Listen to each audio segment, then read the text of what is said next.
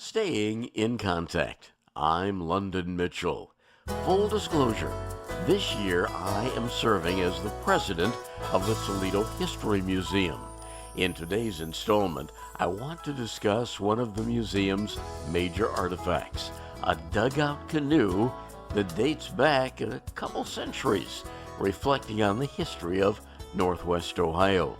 My guest is longtime colleague and friend Lou Hebert, who has been researching the canoe.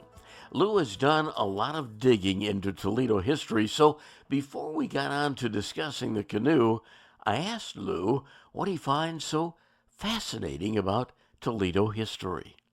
Well, first of all, I'm fascinated by history, but I'm also fascinated by the fact that Toledo has such a rich and vibrant history. And I think a lot of people, including myself, were not aware of that for many years. And as I started looking into it, and once I realized that Toledo had this very rich and colorful history, it was something that, being a news person all of my life and a news junkie, it's basically doing news, except you're doing news that's old.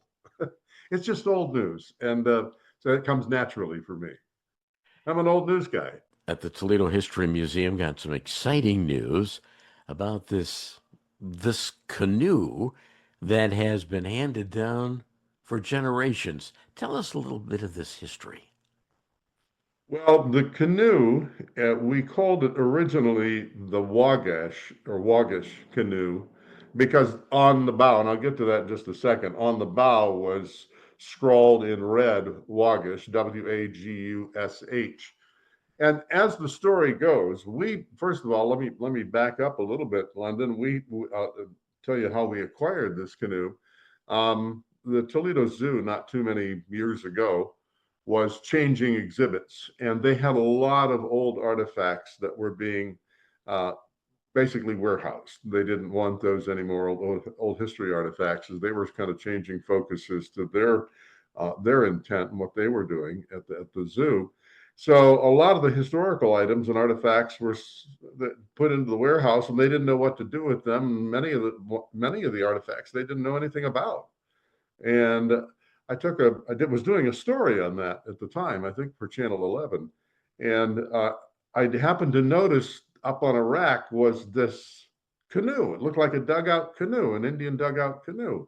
And I asked the people, I said, do you know anything about this canoe? And they said, no, we don't. And I says, it looks like it's Native American. It may be original. They said, we don't really know anything about it, but if you or anyone who wants it, we'd be glad to hand it off. So with that, in the Toledo History Museum, we did that. We acquired the dugout canoe, and we really didn't know its history, but we soon found out that through the zoo, and they went through some of their records, that in 1965, this dugout canoe, about 15 feet long, was given to the zoo, donated by a man by the name of Ron Goodyear, who lived over in Toledo's east side. And he claimed that he was, and rightfully so, he was a descendant of Luther Whitmore Jr. and Sr., who were some of the first pioneers to come into the area back in the 1820s. And the Whitmore family had developed a very strong amicable bond and relationship with many of the Native American tribes along the river. And there were many at that time. And a lot of the settlers had to do that when they first got here because they basically traded their survival tips, and they had to learn how to survive in this very swamp and mosquito infested area. And anyway, so they struck up a relationship with the Native Americans, and apparently that's how Luther Sr., Luther Whitmore Sr., was able to get the canoe, was through one of the Native American tribes living here, either sold to him or given. That we're still not certain. There are several stories. But anyway, and it passed down through the generations. Luther Sr. to Luther Jr. to, I believe, the next person was Elijah, and then it went to Herbert Whitmore, and then eventually through marriage, it ended up with Ron Goodyear, who donated it to the zoo. 150 years later. So that's how it got to the zoo, and then that's how it got to the Toledo History Museum. And with that, we had to kind of determine, well, number one, um, what was is the provenance, is that really true? Did this really happen? Or are we looking at something, if that was true, we're looking at a canoe that was probably 200 years old, if not older. And it was in remarkably good condition. It almost looked like it was waterworthy. London, there are just very few. There's maybe one tiny crack at the bottom of the canoe, the keel, but that's about it. Otherwise, it's thick wood. It's in pretty good shape, and you don't see many old dugout canoes in that good of shape. Let But me interrupt just a yeah. minute. When you talk of dugout, if someone listening doesn't really know what the term dugout means. Oh, good point. A dugout canoe was basically, and this is how the Whitmores understood it was made. These were pretty popular among a lot of Native Americans over the years, over centuries, really. They would take a log from a tree. They would usually burn out, however long they wanted their boat to be. It had to be a wide enough log, a large enough girth. So they would burn out the middle of the log, usually with some stones and fire, however they got the middle of it to burn. And then once they got it softened, and once they were able to then dig out much of the interior part of the log, they would then carve it out with usually stone axes, or adze, I think they were called. And then they would carve it out, and they would shape and make these beautiful canoes, basically digging out the wood. And that's why they're called dugout canoes. From normally The wood was dug out. a What's that? freshly fallen uh, tree, not something that had been laying around in the forest. Yeah, probably so. I mean, when you think about, I'm speculating here, but I think that's pretty much the case. You had to get one that was fairly fresh. You obviously didn't want one that was already waterlogged and rotted through, insects or whatever. So it was probably fresh. So anyway, that's what a dugout canoe is, and they came in all various shapes and sizes. Some tribes used them, some didn't. It kind of depended on what the availability of the trees were. A lot of the Native Americans used birch bark, which were a little lighter. But these canoes, these dugout canoes, were actually used in small rivers and small lakes, and could be used even on Lake Erie, for example, along the shoreline. So anyway, that's so what we were looking at is we had to figure out, number one, was the provenance right, and could it be that old? Could it be over 200 years old? And so um, at Toledo History Museum decided earlier this year to get a carbon dating, radio 14 carbon dating 14 done on the wood itself. You can't date the canoe. You can really only date the wood, what it's made of. And so we sent off samples to a laboratory in Maryland, and they came back a few weeks ago with an analysis that said the wood is probably anywhere from 240 to 350 years old. So that lends veracity to the story that yes, it is probably 200 years old or more.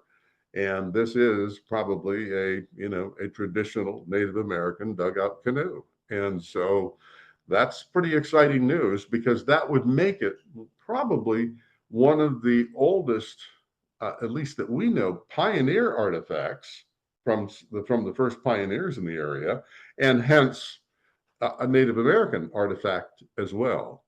And it's in really tremendous shape. So it's something that is really key to helping us understand the early, what some of the early settlers and some of the early pioneers to this area had to, their relationship with the local tribes.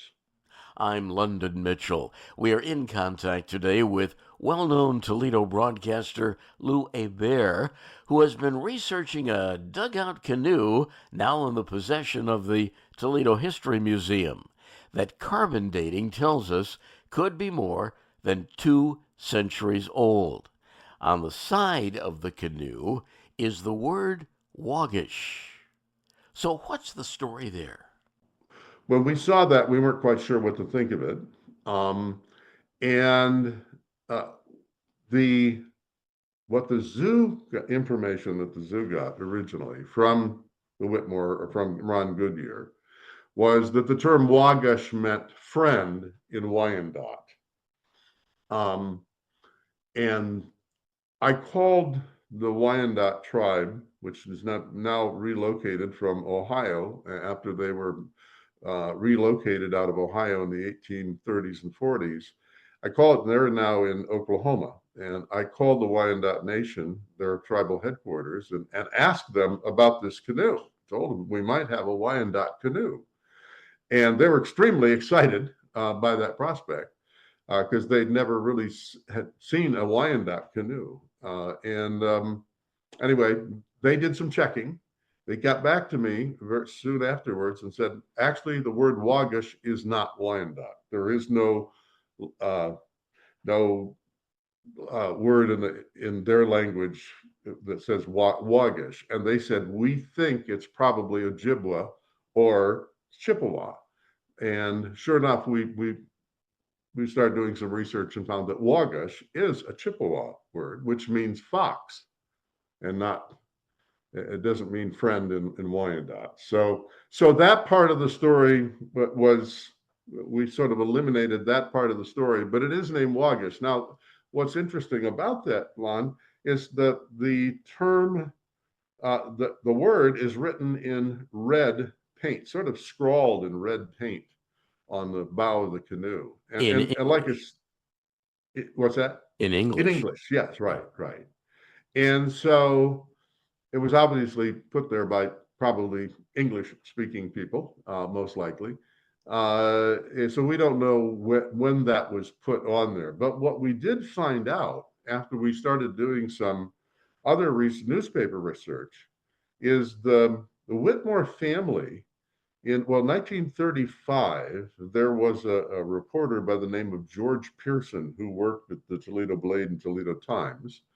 And he did a series of articles. He really kind of specialized in East Toledo, hence the term, the name Pearson Park. It was named for George Pearson. But anyway, I digress. George Pearson did an article in, I think it was 1935, on the Whitmore family. And they were living still on Miami Street, which is where they had essentially that area, long before there was a Miami Street, right there around where Facet comes in, Facet down to like where the I-75 bridge is. That's where a lot of the early settlers moved in to that area. And they were still living in that area in the 1930s. And they had the canoe. And George Pearson did a whole story about that canoe and other artifacts that they own. One of the interesting parts of that story from 1935 was that the canoe was painted red. And thought, oh, that's curious.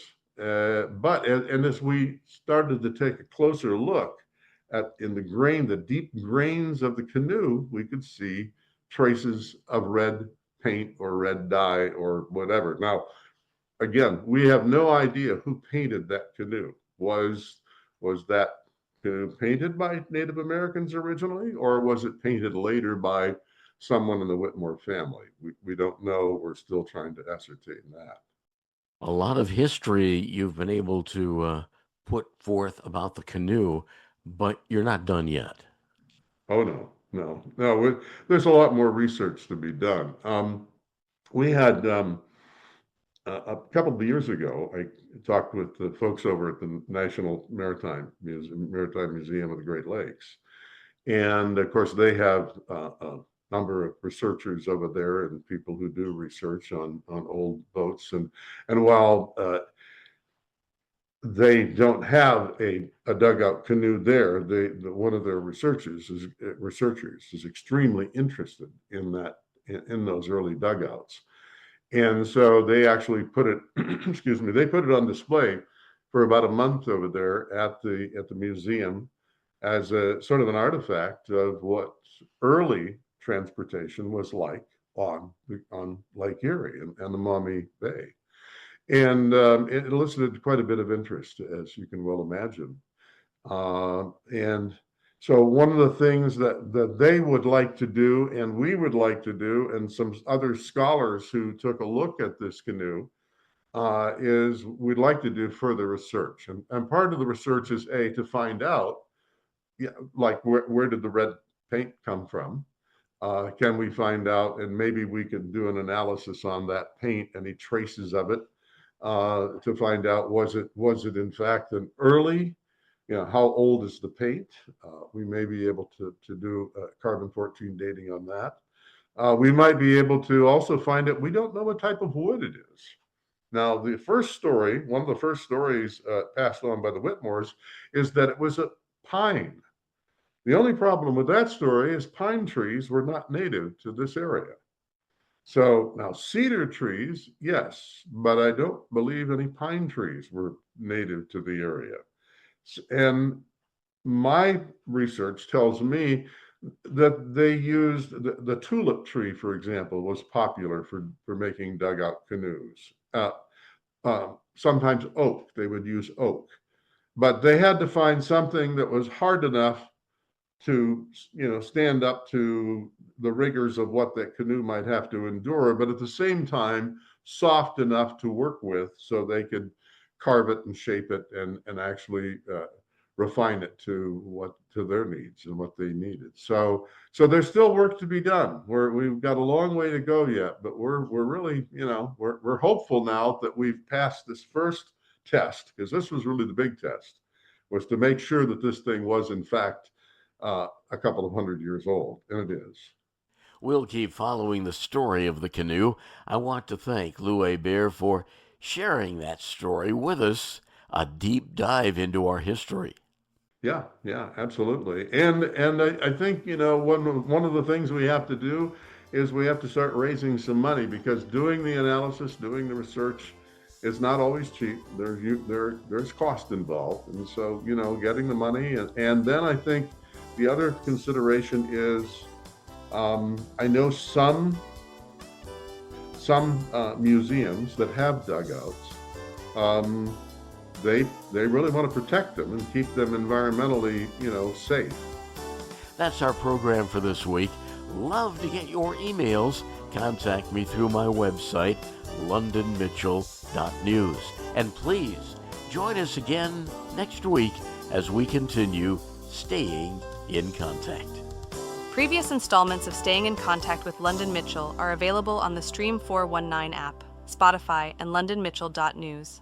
The Toledo History Museum is open Saturday afternoons from noon to 5 o'clock and Sundays from 1 to 5 o'clock at 425 North St. Clair in downtown Toledo.